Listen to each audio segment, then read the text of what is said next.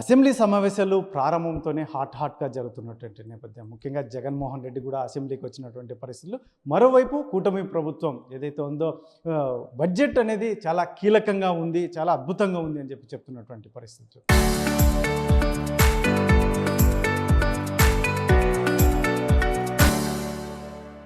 మరి మనతో Anantapur urban MLA Daggubati Prasad ఉన్నాడు. సార్ ఏం చెప్తారు ఈ అసెంబ్లీ సమావేశాల అంశం దగ్గర నుంచి బడ్జెట్ వరకు? సరే, అసెంబ్లీ సమావేశాలు జగన్ వచ్చిన నేపథ్యం వచ్చి 11 నిమిషాలే ఉన్నాడు అని చెప్తున్నటువంటి దీన్ని ఒక ఎమ్మెల్యేగా ఎలా చూస్తారు? ఈరోజు అసెంబ్లీ సమావేశాలు స్టార్ట్ అయిన సందర్భంగా వైఎస్ఆర్సీపీ నాయకులు, వైఎస్ఆర్సీపీ ఎమ్మెల్యే పులివెందుల ఎమ్మెల్యే వాళ్ళ బ్యాచ్ 11 మంది రావడం జరిగింది.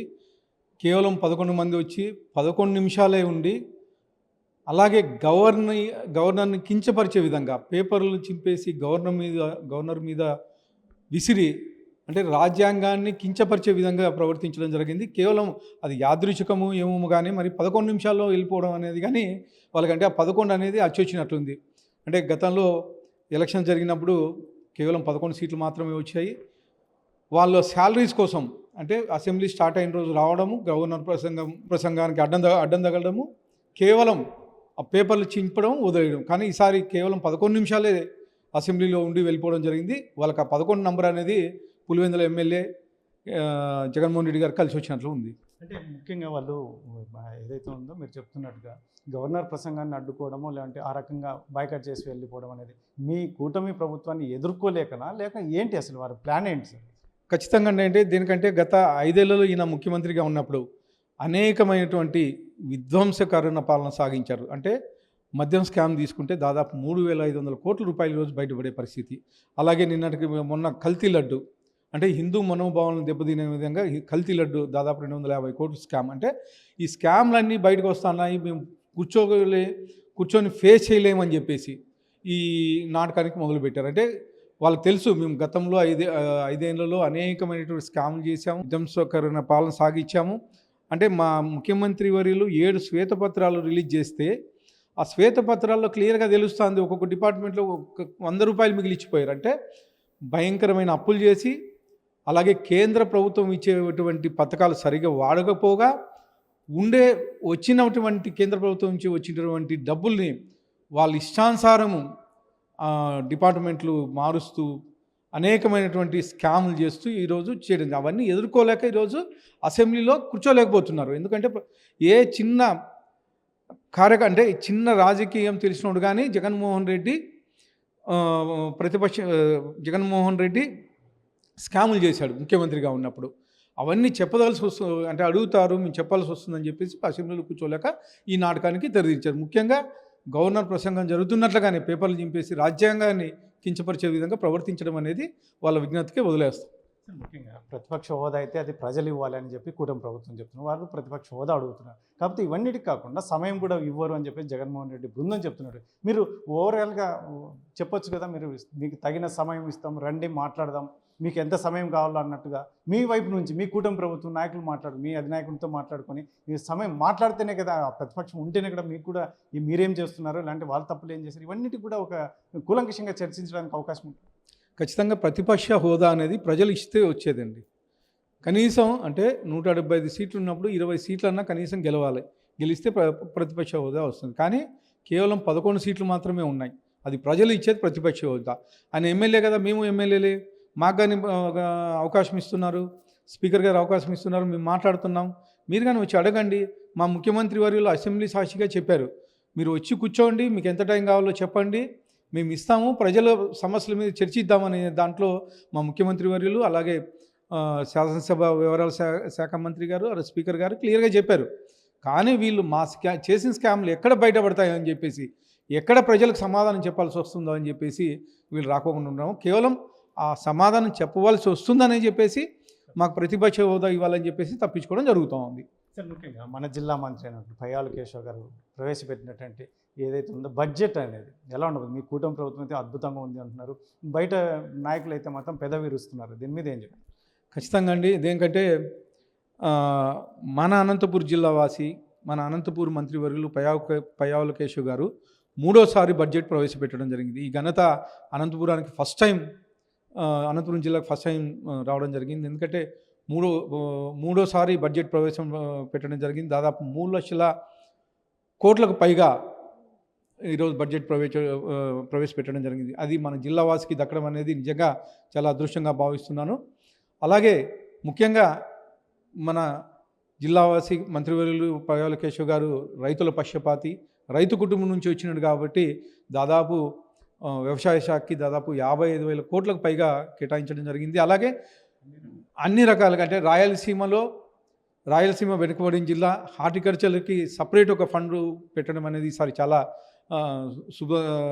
సూచికం. అలాగే ముఖ్యంగా హార్టికల్చర్ తర్వాత డ్రిప్ ఇరిగేషన్ ఇలాంటి వాటికి అనంతపురం కోసం సపరేట్ ప్యాకేజీలు తీసుకొచ్చేసి రాయలసీమని క్లస్టర్గా విభజించి ఓ ప్యాకేజీలు ఇవ్వడం అనేది చాలా నిజంగానే మంచి శుభసూచకం.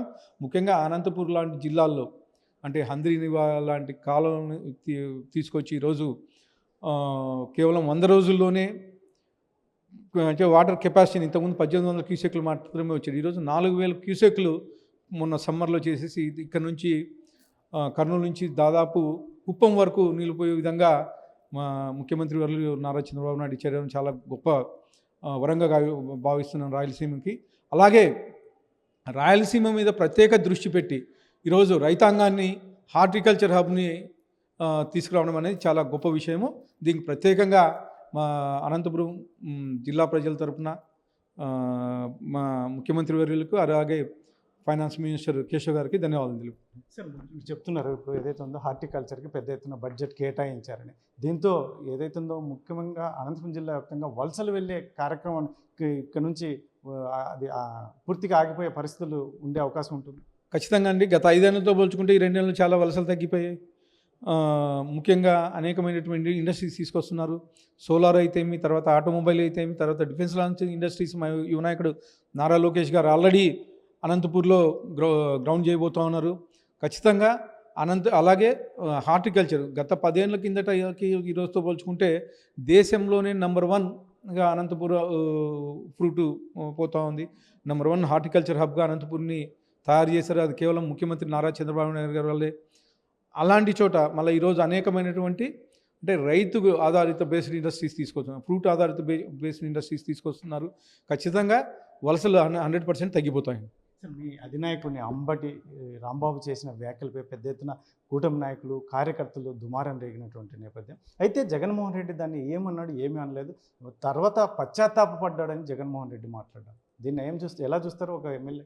ఖచ్చితంగా అండి. ఇప్పుడు మా యువక నాయకుడు చాలా క్లియర్గా చెప్పారు, ఏ మహిళను అవమానించినా ఖచ్చితంగా చర్యలు తీసుకుంటారని చెప్పేసి. అంటే గతంలో 5 ఏళ్లలో ఉన్నప్పుడు కానీ వీళ్ళు అనేకమైనటువంటి అంటే వల్గర్ లాంగ్వేజ్ 40 ఏండ్ల రాజకీయ చరిత్ర ఉన్న ముఖ్యమంత్రి వారు నారా చంద్రబాబు నాయుడు గారిని అసెంబ్లీ సాక్షిగా ఏడిపించారు. ఆ రోజే మా నాయకుడు శపథం చేసి బయటకు వచ్చి ఈరోజు మళ్ళా ముఖ్యమంత్రిగా ఆ శపథం మీద ముఖ్యమంత్రిగా రావడం జరిగింది. అంటే ఆ రోజు కానీ ఇలాగే అవమానించారు. అనేకమైనటువంటి అసెంబ్లీలో కూర్చుంటే అనేక విధాలుగా అవమానించారు. దాన్ని తట్టుకొని ఈరోజు మేము మళ్ళా గవర్నమెంట్లో రావడం జరిగింది. మొన్న జగన్మోహన్ రెడ్డి గారి వైఫ్ని ఒక తెలుగుదేశం కార్యకర్త అవమానిస్తే సోషల్ మీడియా సాక్షిగా అలాంటి తీసుకెళ్ళి మేము లోపల పెట్టాం. అంటే ఖచ్చితంగా ఏ మహిళను అవమానించినా మాత్రం ఖచ్చితంగా మా ముఖ్యమంత్రి వర్యులు కానీ మా యువ నాయకుడు నారా లోకేష్ గారు చర్యలు తీసుకుంటారు. సార్ ఫైనల్గా అతి తొందరలో వైసీపీ నాయకులు గతంలో రెచ్చిపోయినటువంటి ప్రభుత్వంలో ఉన్న సమయంలో రెచ్చిపోయి మాట్లాడినటువంటి నాయకులను అరెస్టులు జరగబోతున్నాయని చెప్పేసి బాగా చర్చ జరుగుతున్నట్టు ఆ రకమైన ఇండికేషన్స్ మీకు ఏమైనా ఉన్నాయి? లేదండి. చట్టం ఇప్పుడు గత 5 ఏళ్లలో బాగా అంటే ఇష్టానుసారంగా చేశారు, స్కామ్లు చేశారు, తర్వాత ఇష్టానుసారంగా మాట్లాడారు. అది చట్టం తన పని తను చేసుకొని పోతుంది. మా ముఖ్యమంత్రి వర్యులు కానీ మా యువ నాయకుడు నారా చంద్రబాబు నాయుడు కానీ మేము కానీ ఎవరు అంటే రియాక్షన్ చర్యలకు వెళ్ళాం. అంటే వాళ్ళు ఏదో చేశారని చెప్పేసి వాళ్ళ మీద కశ్యపూరితమైన చర్యలకైతే మేము వెళ్ళట్లేదు. చట్టం తన పని చేసుకొని పోతుంది. ఎవరు చట్టానికి అతీతులు కాదు. అంటే ఈరోజు మీరు చూస్తూ ఉన్నారు అనంతపురం అర్బన్ పరిస్థితులు కానీ ఎక్కడ అంటే చిన్న ఇది వచ్చినా కానీ జైలుకు పంపించేసి తెలుగుదేశం అయితే ఏమి వైఎస్ఆర్సీపీ ఎవరినైనా కానీ తప్పు చేస్తే చట్టం తన పని తను చేసుకొని పోతుంది అనేది మీకు క్లారిటీ ఇచ్చేస్తాం. Thank you. ఇది అనంతపూర్ అర్బన్ ఎమ్మెల్యే దగ్గుపాటి ప్రసాద్ చెప్తున్నటువంటి పరిస్థితి మొత్తం మీద అయితే జగన్మోహన్ రెడ్డి అసెంబ్లీకి రావడం ఈ గవర్నర్ మీద ఏదైతే ఉందో నిరసన వ్యక్తం చేయడం బాయ్కాట్ చేయడం వాళ్ళ జీతాల కోసమే ఇటువంటి చర్యలు. అందులో గతంలో కూడా ఎప్పుడు కూడా జగన్మోహన్ రెడ్డికి సంబంధించిన గవర్నమెంట్లో పనిచేసిన వ్యక్తులు కూడా చాలా నోటికి వచ్చినట్టు మాట్లాడిన నేపథ్యం. అయితే ఇది చట్టం తన పని తాను చేసుకుపోతుంది. ఇది చంద్రబాబు నాయుడు ఏదైతే ప్రతీకార చర్యలకైతే మాత్రం ఎవరిని ప్రోత్సహించరు.